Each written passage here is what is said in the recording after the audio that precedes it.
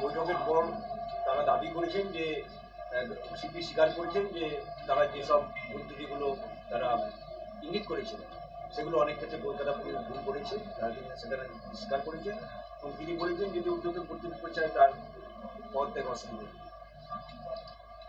দেখুন, জুনিয়র ডাক্তাররা এবং ডাক্তাররা তারা যে ইস্যুতে প্রতিবাদ করছেন, আন্দোলন করছেন, সেই বেসিক ইস্যুটির প্রতি আমাদের পূর্ণ সমর্থন রয়েছে। যেভাবে তাদের এক সহযোদ্ধা, সহকর্মী, তরুণী চিকিৎসক ধর্ষিতা এবং খুন হয়েছেন, তাতে প্রতিবাদ হবে এবং আনুষঙ্গিক বেশ কিছু দাবি দেওয়া থাকবে, এর মধ্যে অযৌক্তিক কিছু নেই। কিন্তু যেহেতু যে আন্দোলনকারীরা তাদের একটি প্রতিনিধি দল এবং নগরপাল মহাশয়ের সঙ্গে সরাসরি কথা হয়েছে, ফলে তাদের মধ্যে যে সংলাপ বিনিময় হয়ে থাকুক তার উপর দাঁড়িয়ে আলাদা কোনো মন্তব্য করব না, কারণ এটার সঙ্গে আমাদের দল বা রাজনীতিগত এ বিষয়ে আমাদের কোনো বক্তব্য নেই। আমরা শুধু এইটুকু বলছি যে আন্দোলনকারী চিকিৎসকরা, জুনিয়র ডক্টররা যে আন্দোলনটা করছেন, তারা যে আন্দোলনটা এগিয়ে নিয়ে গিয়েছেন অনেক যন্ত্রণা থেকে করেছেন, ফলে সেই জায়গায় আমরা বারবার বলেছি আপনারা তাদের যে মূল দাবি, তার মুখ্যমন্ত্রী যে ন্যায় বিচার যে চাইছেন তারা, সেখানে মুখ্যমন্ত্রীও তাদের এই দাবিকে, অভিষেক বন্দ্যোপাধ্যায়ও তাদের এই দাবিকে সমর্থন করেছেন। বাকি যে আলোচনা নির্দিষ্ট দাবির পয়েন্ট নিয়ে, সেগুলো যেহেতু নগরপালের সঙ্গে আন্দোলনকারীদের হয়েছে, সে বিষয়ে রাজনৈতিক কোনো মন্তব্য তার এই মুহূর্তে কোথাও কোনো অবকাশ নেই। আমার মনে হয় আন্দোলনকারীরাও দায়িত্বশীল ভূমিকা পালন করেছেন, আবার নগরপালও আজ তাদের কথা যেভাবে শোনার সেগুলো শুনেছেন। এবার তার মধ্যে এরা কি বললেন, উনি কি উত্তর দিলেন, তার কি মানে হয়, এসবের মধ্যে আমাদের কোনো মন্তব্য নেই। আপনার সঙ্গে দেখলাম 4 জন আন্দোলনরত চিকিৎসক তারা কথা বললেন, শোনা যাচ্ছে তারা মুখ্যমন্ত্রীর সঙ্গে কথা বলেছেন, সেখানে কি মুখ্যমন্ত্রীর সঙ্গে কথা বলেছেন কিনা আমার কাছে কোনো খবর নেই। আমি এইটুকু শুধু বলতে পারি, যারা আন্দোলন করেছেন তারা আন্দোলন করেছেন, গতকাল থেকে তারা আন্দোলন করেছেন এবং তারা তাদের নির্দিষ্ট দাবি সামনে রেখে আন্দোলন করেছেন।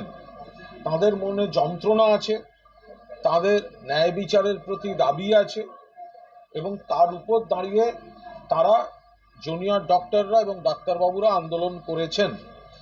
এ বিষয়ে আমি বিস্তারিত কোনো কথা বলবো না, কারণ আন্দোলন তারা করেছেন, তাদের মতো করে আন্দোলন করেছেন এবং সেই আন্দোলনের স্পিরিট যেভাবে হওয়া উচিত এবং ডক্টরবাবুদের কাছ থেকে যে রাজপথের আন্দোলনে যতটা দায়িত্বশীলতা থাকা উচিত তারা সেটা রেখেই তারা আন্দোলন করেছেন। আমি শুধু এইটুকু বলতে পারি যে আজ যে পর্যায়ে এসে নগরপাল এবং ডাক্তারবাবুদের কথা হয়েছে, আমি শুধু এইটুকু বলতে পারি, আমি কারোর কোনো নাম উচ্চারণ করব না, কারণ যারা আন্দোলন করেছেন রাত জেগেছেন, মন থেকে আন্দোলন করেছেন, অনেক এক বুক যন্ত্রণা নিয়ে আন্দোলন করেছেন, তাদের কিছু দাবি দেওয়া রয়েছে।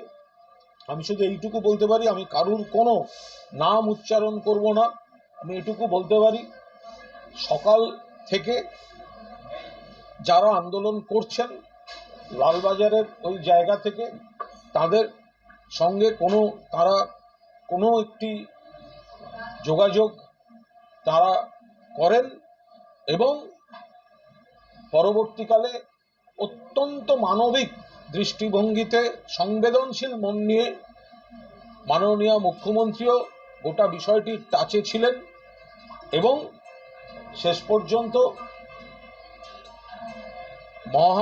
আমাদের যিনি নগরপাল রয়েছেন তার সঙ্গে জুনিয়র ডাক্তারদের যে প্রতিনিধি দল আলোচনার মধ্যে দিয়ে আজকে ওই এলাকার ধর্ণা কর্মসূচি আপাতত ওখানে শেষ হয়েছে বলে তারা জানিয়েছেন।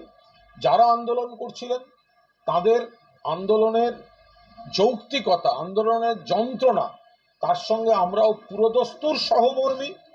তারা রাজপথে থেকেছেন, রাত জেগেছেন, কষ্ট করেছেন, যন্ত্রণার বহিঃপ্রকাশ দেখিয়েছেন। পাশাপাশি সকাল থেকে তাদেরই তরফে যোগাযোগ ছিল এবং সেখানে সংবেদনশীল মনোভাব দেখিয়েছেন যথারীতি মাননীয় মুখ্যমন্ত্রী, এবং শেষ পর্যন্ত এই গোটা বিষয়টা আপাতত একটি বৈঠক সেখানে হয়েছে, এই পর্যন্তই।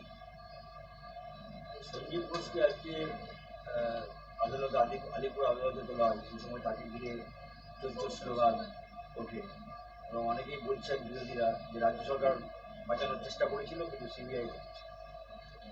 এবং সন্দীপ ঘোষ দুর্নীতির অভিযোগে পুলিশ গ্রেফতার করেছে। সন্দীপ ঘোষ দুর্নীতির অভিযোগে যদি সেখানে সারবত্তা থাকে, তাকে সিবিআই গ্রেফতার করেছে। এ বিষয়ে আমাদের কোনো একটি শব্দও বলার নেই। যদি অভিযোগের সারবত্তা থেকে থাকে তাহলে তার বিরুদ্ধে যা যা হওয়ার তাই হবে। সন্দীপ ঘোষ সে নিজে এবং তার আইনজীবী তারা এই বিষয়টা বলতে পারবেন। তার বিষয়ে কোনো কথা বলার কোনো প্রয়োজনই নেই। আমরা শুধু এইটুকু বলতে পারি, মূল যে ইস্যুটা, অর্থাৎ তরুণী চিকিৎসক ধর্ষণ এবং খুন, সেই মামলাটা, সেই তদন্তটার এখনো কোনো সমাধান বা কিনারা বা আপডেট পর্যন্ত নেই।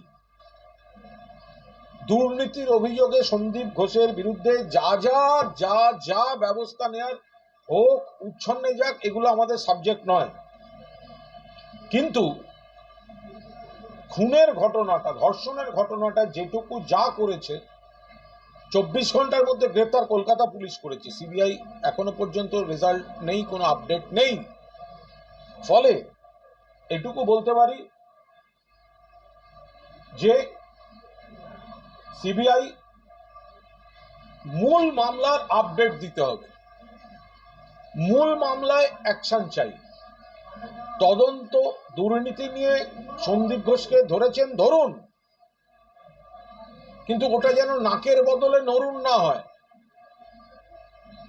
ধর্ষণ এবং খুন, কলকাতা পুলিশ ধরেছে সঞ্জয় রায়কে। সঞ্জয় রায় একা ছিল না আরো বেশি লোক ছিল? চক্র কাজ করেছে কিনা, এর উত্তর কে দেবে? এর উত্তর এখন সিবিআই কে দিতে হবে।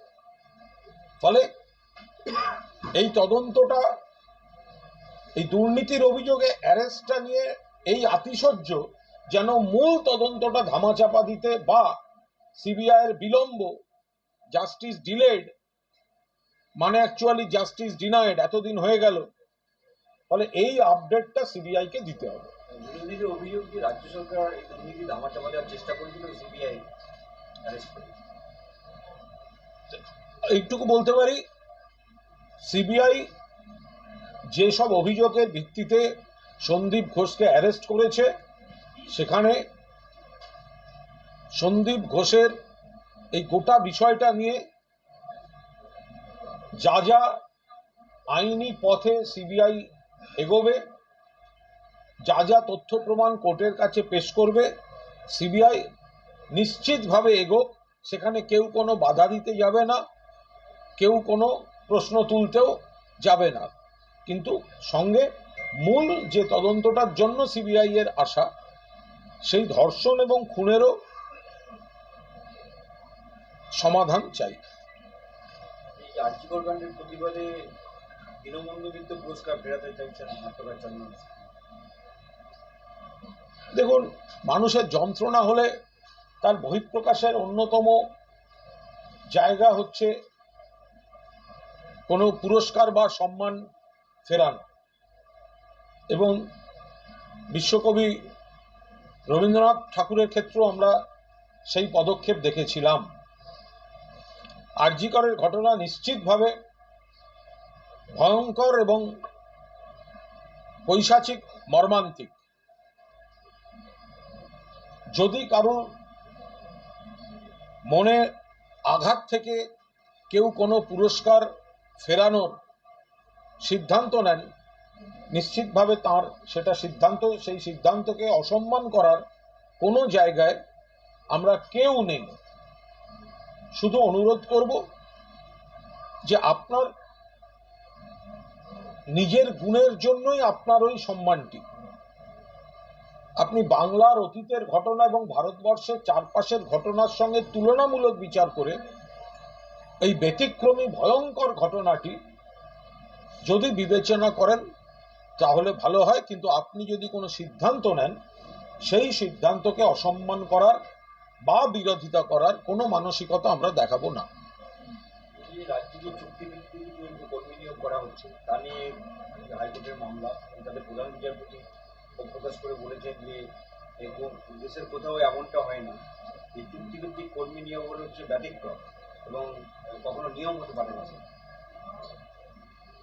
দেখুন, এই বিষয়টা এখন চারদিকে চুক্তিভিত্তিক, এটা কর্মসংস্থানের জগতে সব পেশাতেই এসে গিয়েছে। আগে যেটা ছিল চাকরি বলতে যে বিষয়টা, যে সমস্ত বেনিফিট, যে সমস্ত কন্ডিশন থাকতো, চুক্তি ভিত্তিতে নিয়োগটা সব পেশায় এসে গিয়েছে এবং সময়ের ডাক হিসেবে এসে গিয়েছে। তো এখন হাইকোর্ট যখন কোনো বক্তব্য রেখেছেন তার বিরোধিতা করার কোনো প্রশ্ন নেই, কিন্তু পাশাপাশি এটাও বলবো যে এটা কনসার্ন ডিপার্টমেন্ট যে মামলা, তার আইনজীবীরা হাইকোর্টে বিষয়টা ভালোভাবে ব্যাখ্যা করতে পারবে। হাজরা পর্যন্ত মিছিল করলো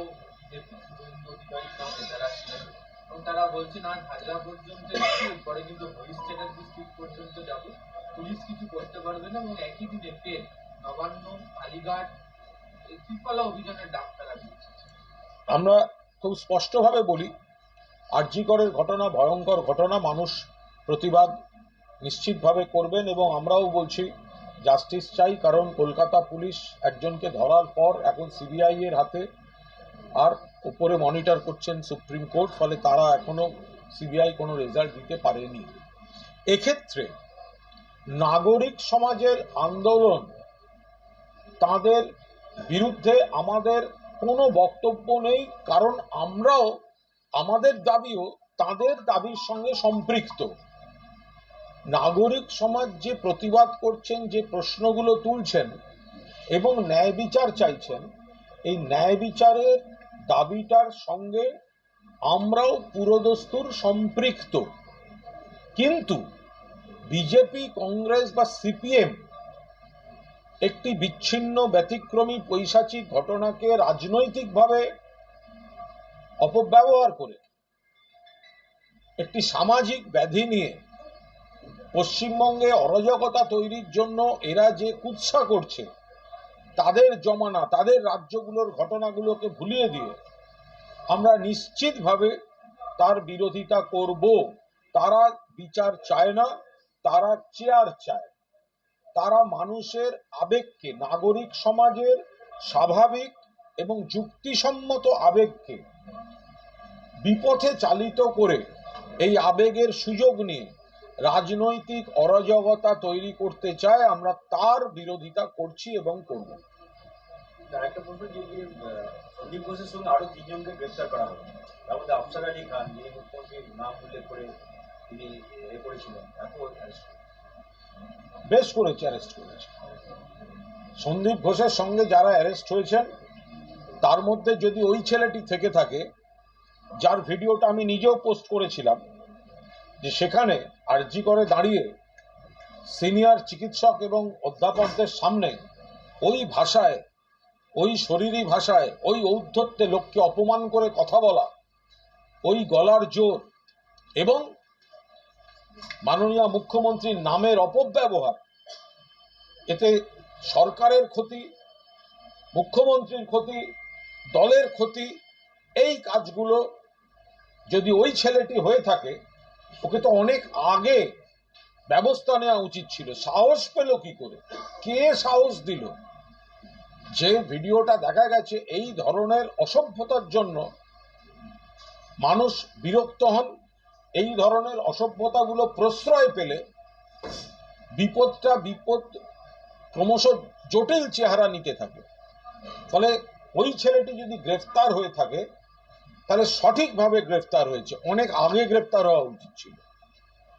আজকে তো বিধানসভায় পাস হয়ে গেল, বিধানসভায় আজ ইতিহাস।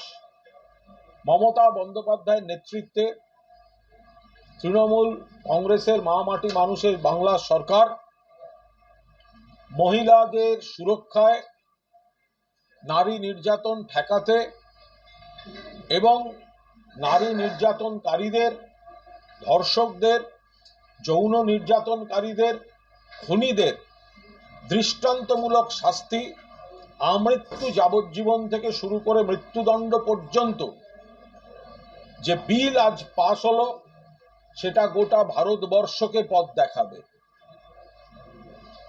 গভর্নর সাইন করবেন? হ্যাঁ, হ্যালো, না এখনো যোগাযোগ হয়নি। আমি জানি আমি ওটা পেয়েছি, সেটা মানে আজকে হয়তো করবো না, কালকে আমি পরে জানাচ্ছি। হ্যাঁ হ্যাঁ হ্যাঁ হ্যাঁ হ্যাঁ, আচ্ছা আচ্ছা।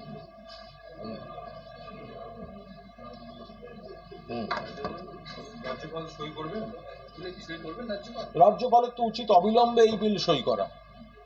যে বিল দেশের দৃষ্টান্ত করছে, যে বিল নারী নির্যাতনকারী, ধর্ষক এবং খুনিদের দৃষ্টান্তমূলক চরমতম, কঠোরতম শাস্তির বিধান দিচ্ছে, আইনি প্রক্রিয়াটাকে ত্বরান্বিত করছে, টাইম বাউন্ড তদন্ত, দ্রুত তদন্ত শেষ, দ্রুত চার্জশিট, দ্রুত বিচার, সেখানে দাঁড়িয়ে রাজ্যপালের উচিত অবিলম্বে এই আমৃত্যু যাবজ্জীবন এবং মৃত্যুদণ্ড, এই ঐতিহাসিক বিল, মমতা বন্দ্যোপাধ্যায়ের নেতৃত্বে যে বিল আজ পশ্চিমবঙ্গ বিধানসভায় পাশ হয়েছে, সেই বিল সম্মতি দিয়ে দেওয়া রাজ্যপালের উচিত অবিলম্বে।